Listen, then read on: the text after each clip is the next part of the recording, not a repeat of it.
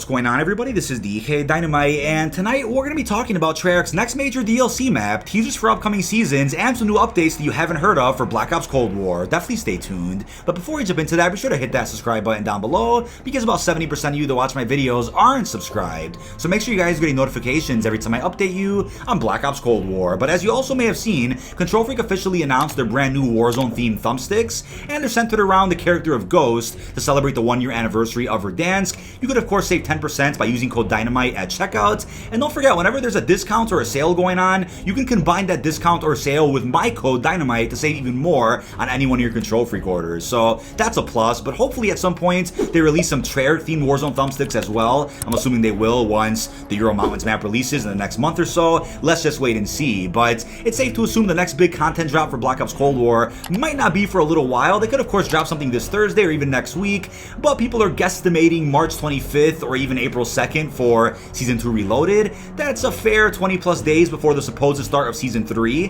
which is supposed to be April the 22nd according to the Battle Pass. Let's wait and see what happens with that, but you may have also seen several different announcements from different insiders and data miners that apparently Season 3 of Black Ops Cold War is expected to be much bigger than Season 5 of Modern Warfare, and obviously bigger than Season 2 or 1 that this game already received. People are claiming that Season 5 of Modern Warfare was the biggest content drop that game ever received, so I guess that's fair, right? But if you think about it, the only content that was added to Modern Warfare obviously was just stuff for multiplayer and some stuff for Warzone, whereas Black Ops Cold War has so much more to offer because of the inclusion of zombies and other different modes like Fireteam. So, at least in my personal opinion, Season 1 and 2 individually of Black Ops Cold War have had more to offer than any season of Modern Warfare, but I get it, right? People out there expect more 6v6 maps, so they're not going to be a huge fan of what the content has been like for Black Ops Cold War thus far. But yeah, I guess Season 3, like I've said in many videos now, has the potential to drop a new Zombies map, the Treyarch Warzone map, and of course the main Easter egg for the Outbreak Zombies mode.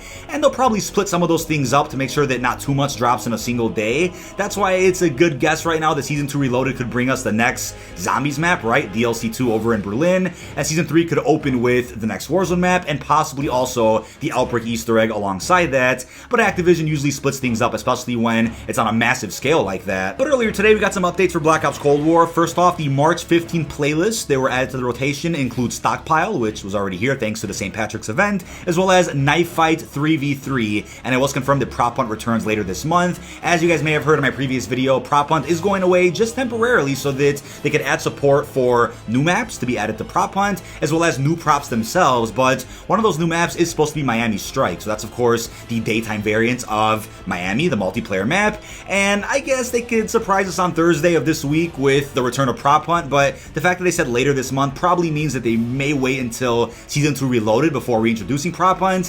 Who actually knows what's going on? But they also mentioned 2 new bundles coming to the game in the next couple of days. So on March 18th, we have the Supercharged Reactive Bundle for the AUG, and then on March 21st, we have the bundle I've been waiting for, the Necro King Mastercraft Bundle, featuring the Ultra Ice Drake Mastercraft for the Krieg. And this is probably one of the coolest looking Mastercrafts Treyarch has ever made, and there is leaked footage out there of this Mastercraft in action. I'm not going to show it on screen for obvious reasons, but you can very, very easily find it all over Twitter. And we of course have the images of what's in the bundle thanks to COD Tracker. I'm also going to be careful showing any images from COD Tracker, since even though Charlie Intel themselves have shared the images on Twitter, they are the biggest Call of Duty journalists out there, people are still getting striked on YouTube for talking about unreleased content for the game itself. But the bundle looks insane. I've had a thumbnail done for the video I'm going to do about the bundle, as you can see on screen as a bit of a teaser, and I'm so excited for this. I'll be explaining what the thumbnail means once the video is made soon. But it was also confirmed that there is a game-ending glitch in Warzone right now, which Raven is on top of fixing, that allows hackers to legitimately end the game. No matter what point it is in the match, they can just end it. And I'm like, what is going on with Warzone, right? Why is it every season there are just these magical glitches that don't make any sense that appear in the game? I'm not sure how that happened, but luckily they're all on top of that. And that's not all though. Hackers are actually revealing themselves directly by playing as an unreleased skin, and that's the man Soap McTavish. Hope I said his name right. Of course, the infamous character from the original Modern Warfare trilogy. He's been sitting there in the Modern Warfare files for a good couple of months now, and it's been unclear as to when he's gonna drop. We of course got a name drop of Soap over in the the final cutscene that Modern Warfare received by collecting all intel at the end of Season 6. So he's going to make an appearance. He was off the shore of Verdansk, according to Price. So we thought he was going to pop up with the Vodianoy ship, which is now a new point of interest over in Warzone, but he didn't. And I'm like, okay, I was assuming maybe relatively after that cutscene dropped, we would just get his bundle added to the store and they wouldn't say much, but they also didn't. So I'm like, okay, they're waiting for the right time to drop him. Maybe it's storyline related. So my only guess right now is that once Treyarch's Warzone map releases and potentially replaces Verdansk, they'll release the lost Season 7 of Modern Warfare, right? One last content drop, one last hoorah for that game to kind of say goodbye to the game of Modern Warfare. And you never know, right? In the next year or two, we might not be able to play as Modern Warfare operators in Warzone anymore. Maybe next year they'll make it to where you can only play as Treyarch operators and Sledgehammers. Who knows how they're going to work things out, but overall, Soap being added in is pretty big for the story and could be just a direct cliffhanger to whatever happens in Modern Warfare 2. Maybe Soap makes an appearance whenever Verdansk does get nuked, right? To kind of, party up with Task Force 141 and they make their way out of Verdansk before it gets blown up. Lots of theories going on about that. Now when it comes to the next Treyarch DLC map, right, the Ural Mountains Warzone experience, this blew my mind. So the official list of locations for the map has been found. We have Battery, Silo, Caves, Chemical Lab, Camp, Downhill, Duga, Forest, Golova, ICBM, Ice Rink, Lakeview, Mines, Mountain, Mansion, Ruka, Ski Slopes, Sanatorium, Stadium, Station, Nuclear Outpost, Underwater, I'm not sure where that could be, Wind, WMD, and last but definitely not least, the Zoo. So that's 20 plus locations, and that's not all either. There are little points of interest within each of the locations I just mentioned. So you'll have one of these locations I just said, and then in one of those locations you'll have like 10 different spots in that location. And we have examples of that as well. But before we jump into that, let's just talk about all those locations, right? That is 20 plus, much more than Verdansk has. And there's also a rumor going around that there will be a limit of 250 players in Treyarch's Warzone map. Can that be changed when the map drops? Of course. Can they launch the map with just 150 or 200 and then increase that later? Absolutely. I'm looking at how Warzone right now has its issues server-wise and hacking-wise. Can 250 players work? Theoretically, with how big the map sounds, of course that could work, right? Gameplay and pacing should be fine with 250 players, but servers, I'm not sure. And we're still waiting for an enhancement to the Warzone application, right, for next-gen consoles. We need to have a dedicated PS5 application for just Warzone. We don't have that yet. Right now on PS5, you boot up Warzone, it's the PS4 version of Modern Warfare. Now, besides changing the engine, which we talked about in the previous video, I don't think they're going to do that. I mean, they would have to detach Warzone from Modern Warfare, which, sure, is also possible, but that's a bit of work, and I don't think they have time for that right now, especially with the pandemic. So I would assume we get an enhancement of Warzone at some point for next gen that also comes with an FOV slider. That might come when Treyarch's map drops. That also may allow for 250 players, right? That'll just smooth things up a bit for everybody out there who's on crossplay. Maybe for last gen consoles, PS4, Xbox One, it might not be as easy to play the Treyarch Warzone map. You never know how they're going to do things, but I know it was confirmed recently that you almost won't be able to have both Black Ops Cold War and Warzone on a single PS4 anymore. You have to have an external hard drive or a different platform entirely. It's getting to that point already, so it's sad. It really is, but it's really pushed people to get next-gen consoles or a new PC. Last gen just isn't it anymore if you are interested in playing the future of Warzone. But these locations obviously do sound familiar, right? A couple of them are Fireteam maps, a couple of them sound like locations from Campaign. We talked about most of them in the concept art that I had a couple of months ago in an older thumbnail. That was what we knew at the time. Now we know so much more, and we know the exact layout of how these maps are going to be placed, as you can see on screen as well. But some of these cool ones, right? Zoo, obviously. We already have an image leaked of that, unfortunately, on Twitter. And the image leaked of that is with the blackout HUD. Probably just a placeholder, but Zoo looks beautiful. Getting some sanatorium, blackout vibes from that image. Not the exact Zoo from Black Ops 1, but something relatively close to that. WMD obviously was a map in Black Ops 4 multiplayer, beautifully remastered and brought back from Black Ops 1. That's going to be a location. Underwater gets me thinking, right? How is that going to work? So, I mean, I guess that confirms swimming is coming to Warzone. I know you can't swim in Verdansk or in Rebirth right now, so Treyarch's probably like, look, we gotta have some swimming in here, right? We have swimming in Fireteam, we had swimming in Blackout. Why didn't Raven or Infinity Ward put swimming into Verdansk, right? Who actually knows?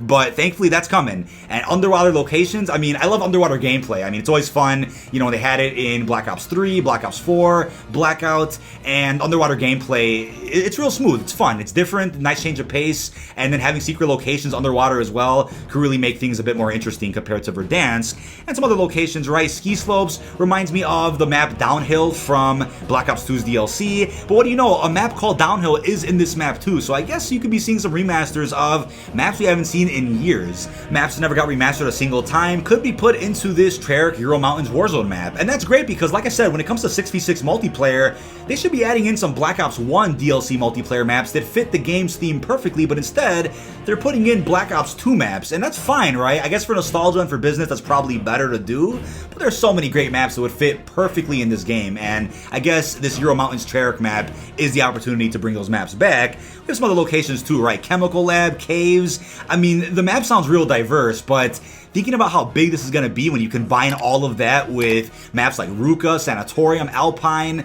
Golova, my question is, will they be breaking up the Fireteam maps and putting in portions of them in this Warzone map, or will it be the entirety of the Fireteam maps in this Warzone experience? We just don't know. But something also that I've been seeing over on Twitter that I cannot believe, and it's ridiculous, people are saying, oh, it's just them combining the Fireteam maps. That's it. It's lazy. And I'm like, what?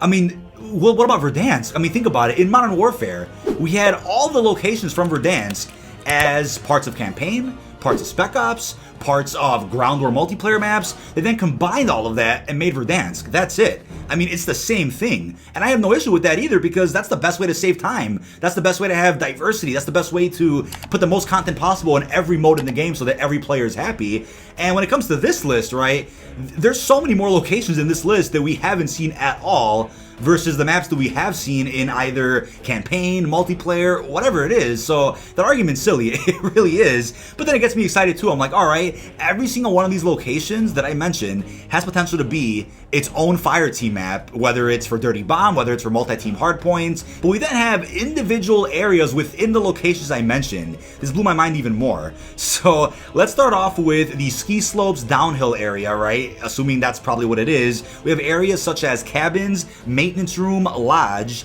chairlift, ski patrol, parking lots, operator rooms, changing rooms, and bathrooms. So that's a lot of spots in that one individual area. Again, things could have been misinterpreted. Always keep that in mind, right? People could be reading things or hearing information that's outdated. It could be changed. So don't hold anybody accountable for the information. We're just sharing what we know. And I'm, of course, the messenger. I'm not the source or data miner by any means. I'm just hearing these things and reading them all over the internet. And a map like ICBM, which, of course, is from Gunfight, we have tents and nuclear launch sites. So that's interesting. You could be seeing any one of these small areas in these big locations also turned into 6v6 maps in the future, gunfight, who knows? I mean, this is crazy. Now, the cherry on top of all of this is that there are people out there who aren't happy with the content in Black Ops Cold War right now. People that I see the most upset are people that just play 6v6. And I'm like, okay, fair enough, I understand. But with all the locations I just mentioned, think of how many areas they could take from those locations alone and throw them into 6v6, into gunfight. The pandemic should hopefully be calming down at some point soon, so Treyarch can return to the studio in LA and get more work done in a more efficient amount of time. And we still have the summer to go too, so expect lots of endless possibilities